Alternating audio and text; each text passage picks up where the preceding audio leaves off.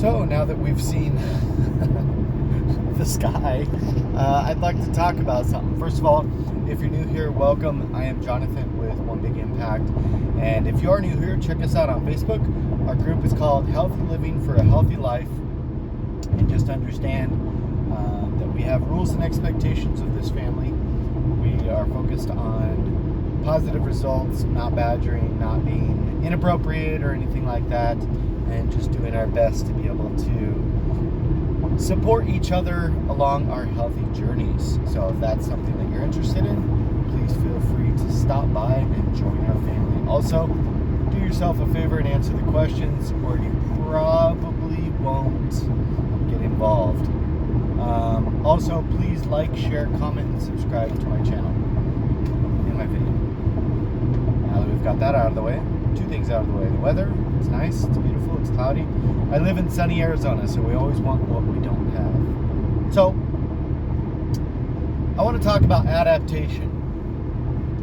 Many of us are not really super concerned with the idea that our bodies are extremely good at adapting to what stresses we give it, okay? So, in the easiest way to understand this would be if you got up to the point to where you could run a mile, and you ran a mile, and you ran a mile, and you ran a mile once a week, no problem. You were up and ready for that ability to be able to continue to run that mile, and you had no issues whatsoever once you got up to that level. Now, the adaptation process tells you if you were to try to take that mile to 5 miles, and you just woke up Wednesday, instead of running your regular Wednesday morning 1 mile, you said, today I'm going to run 5 miles. Well, obviously, most of us probably couldn't without having to stop, or something would be off, or it would really kick your butt. So slowly you would start with like 1.25 miles, get that down over the course of a week or so, or a couple weeks. You go to 1.5 miles, 2 miles, and so on. And then eventually 5 miles would be like, hey, that's no big deal. But what a lot of us don't understand is there's an adaptation process that your body's doing along that time frame. Now, you may be challenged cardiovascularly. You might be challenged the stressors on your shins or your joints. You might have too high of a body fat percentage. Your weight might be too high. And by doing that 5 miles, maybe you lost a couple pounds over the course of a week. Maybe you increased your ability to be able to breathe easier through the process, and your cardiovascular system was chained a little bit more. Your lungs weren't as labored, and you were doing better.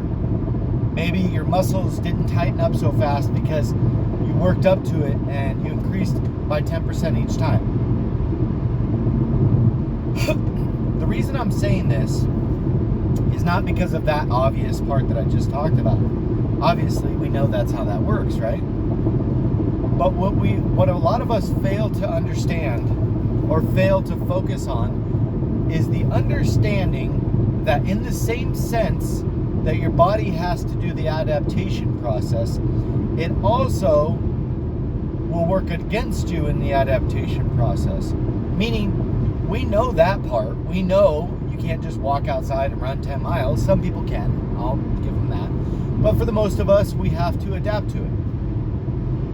Now, the important thing that you have to remember is that because you have to adapt to those stressors, your body also adapts to the stressors in a different way. It's not going to give you more of anything, if that makes sense. So, meaning, if I can run 1 mile today, and then I continue to run 1 mile for the rest of the year, I would have gotten really good results when I worked up to that mile. Maybe not good results, but I got something, right? Because a mile is not that far. But it is something. and getting better over time is great. So when you go into the gym and you say, I can lift 20 pounds on the leg extension machine, and I go into the gym and I do that every single time. How long have you been doing that? A year? 2 years? 5 years? 6 months? 3 months? A month? Your body's going to adapt to those stresses fast, okay? Just like you can run a mile, and then if you continuously run it, it's no problem. If you don't continue to give your body a new stress to be able to adapt to, it's not going to have any reason to change, okay? Building muscle and stuff like that, you have to put a certain amount of stress, new stress, on the muscle in order for it to need to adapt. It's just like if I want to run 5 miles but I can only run 1, I'm going to have to build up to that. It's the same thing when you're trying to lose weight, lose body fat. Many people will get in the system of understanding a couple things. Your adaptation process works in a few different ways, okay? First of all, if you're a weight loss person or a weight loss client and you're trying to lose weight, say you start at 175 pounds, you drop 15 pounds through diet and exercise, and you're stuck. Say you were eating 1,700 calories at 175 pounds, I think I said 175 pounds, or 150 pounds, and whatever it is. Say you're 200 pounds, you're at 1,700 calories, you lost 20 pounds, okay? You're at 180 pounds, 1,700 calories, you're doing so much activity every single day, and suddenly you hit a stop. That's where your body stopped adapting. Meaning let me rephrase that. That's where your body started to adapt, okay? It was being forced to change, but eventually you hit a spot or plateau. You didn't hit a plateau. It's not even a plateau. It's not that. That's not what it means, okay? It just means whatever stress that you were putting on your body before was relevant, and whatever you're doing now is probably either equal to or less than what you were doing before. A lot of people will get comfortable with their results and they will not change anything. What you need to understand is if I don't work with you personally, I wouldn't know. But it could be an alteration of calories. It could be getting a little bit more keen on your meal prep. It could be increasing your mile. It could be increasing your mile to 2 miles per week instead of 1 mile per week. It could be increasing it to 10% per week. So if it's a mile 0.10 next week. Following week, a mile 0.25. Following week, a mile 0.5. Now, obviously, if you're looking to gain, significant strides and stuff like that, you're probably going to be wanting to work with a lot more than a mile. But that's just a basic understanding of what I'm trying to explain to you.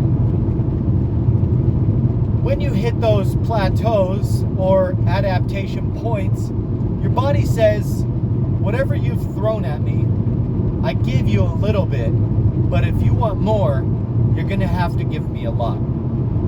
So, a good way of understanding this is a lot of people come to me and they say, well, I worked in my garden today. I worked really hard at work. I got this many steps at work.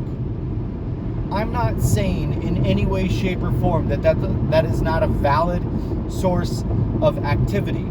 It's better than you being sedentary and sitting on your ass all day. The unfortunate thing is you have a physical job and that sucks for you. I have a physical job and it sucks for me. Because here's the thing. You work all day, you get 50,000 steps, whether it's retail or if it's outside sales jobs, you're walking door to door, whatever it is, you're freaking tired. You are tired. But your body says, some days you give me 17,000 steps, sometimes you give me 50,000 steps, sometimes it's a hard day, sometimes it's a low day, and unfortunately, Jonathan, I have adapted to this. I no longer feel like I need to give you results because, let's be completely honest, you've been doing this for years. And I adapted to this long time ago. And the crappy thing is, you get home, you're tired, but you're going to have to push through that. Okay? I don't care what you say. Nobody ever gets in excellent shape gardening or walking around at work or lifting boxes or whatever. You know, whatever it is. Or me lifting weights for other people. That doesn't get me in better shape. My body adapts like that. You have to continue to change the stress that you feed your body, whether it's through increased repetitions, whether it's through volume, through intensity, through increasing the amount of time that you're exercising. Something has to change. Reducing your calories, changing what you eat. Something has to change because your body is extremely proficient at keeping itself alive, but also keeping it in a state of, like, I don't even know if this is the correct word, but like homeostasis, but just like keeping it like chill and legit and happy and content exactly where it's, your body likes to be where it's at. And it's going to take a whole hell of a lot of work. You have to see this dog. Look at this dog. Do you see that dog? He's in a freaking motorcycle trailer. That is freaking awesome. That is so awesome. He's like catching the air. He was freaking out. That's so cool. That made my day. You guys want to see it again? Hold on. Let me let him catch up. I'm going to let him catch up. Let me get over. Let me get over. Let me get over and let these guys pass, and I'm going to get this. I'm going to get this. You guys got to see this. Hopefully I can catch it before my phone runs out of everybody and their moms slowing down to see him. That's hilarious. I'm going to watch. Watch. Oh my gosh, he is going super freaking slow. Hurry up, man. Come on, I want to see. I have to show you guys. You ready? Look. Right here. Here he comes. Here he comes. Here he comes. Here he comes. Slow. Here it goes. Look at this dude. Look at the dog. He's having a blast, dude. That is amazing. Oh my gosh, he's freaking loving it. Look at that. That is so cute. That is so freaking cute. He is just eating it up. Okay, so back on track. You really have to understand that you have to constantly be changing what you're doing, you guys. If you are not creating a new stress on whatever it is that you're doing, unfortunately, your body's going to just adapt really fast and not have a reason to do anything different. So understand, if you've been running the same, or if you've been walking the same stuff for months and months and months, well, maybe you've gotten down to a weight, maybe under 200 pounds, where you can start to jog a little bit. You don't have to go crazy. A lot of people don't understand, like, they look at what I was doing a few months ago and they're like, Jonathan, I don't want to run a marathon. I don't want to run 5K. I don't want to run 10K. I don't really give a shit what you want to do. I know if you're in this group or specifically in this challenge or watching this video on YouTube, you want to change. You want something to change. Whether it's you want to lose body fat, whether it's you want to lose weight, whether you want to get stronger, whether you want to build muscle, whatever it is, it's something you want to change, and that's why you're watching this video. If you've been just going on walks here and there, maybe you're walking 5-10 miles a week, try jogging one of them, or half. Vlog your progress, okay? If you can increase whatever it is that you're doing, whether it's lifting weights, whether it's running, cycling, whatever, if you can increase by 10% each week, I promise you, you are going to see results. I would much rather see somebody increase their exercise by 10% rather than reducing their calories by 10%. The problem with that is eventually you're going to get starving. You're going to get hungry. And the thing is, you're going to drop your calories way down. And then eventually that's going to stop working. And then guess what you're going to have to do? You're going to have to increase your exercise. So at the point in which you're pretty much starving and you're at like 800-900 calories, go ahead and try to add a bunch of exercise onto that and see what happens. You're going to go really hungry. And then you're just going to completely fall apart, and you're going to start gaining weight and end up right back where you were. So remember, adaptation's not a game. It's definitely a real thing. And your body will see results. That's why you measure your progress. That's why I say take your measurements. That's why I say watch your scale. That's why you got to take your body fat percentage. That's why you take pictures. All of these things. And if you look through all 4 of those things and you say, you know, I think Jonathan's right. I haven't had anything change in a month. And then you think, well, shit, I haven't changed anything in a month. Well, that's probably the reason. You guys, adapt and conquer and understand, only change things when things are broken. If it's not broken, don't fix it. If you're seeing results, don't change anything. When you stop seeing results for an extended period of time, 2 weeks, a month, maybe even a week, depends on how serious you are about your goals, then you probably need to change something. You guys, be stronger than your excuses. Remember to spread love, not hate. Drink your damn water. Stay on track. #TeamBoo. And also, a little side note. If there's something you really, really don't like, it could be anything. It could be jogging. It could be running. It could be burpees. It could be push-ups. It could be weightlifting. It could be aerobics. It could be anything. Chances are, it could be hiking. It could be anything. Chances are, whatever you don't like most and you avoid most is what's probably going to give you the best results. And you might just start liking it. Give it a chance. Have a good day, guys.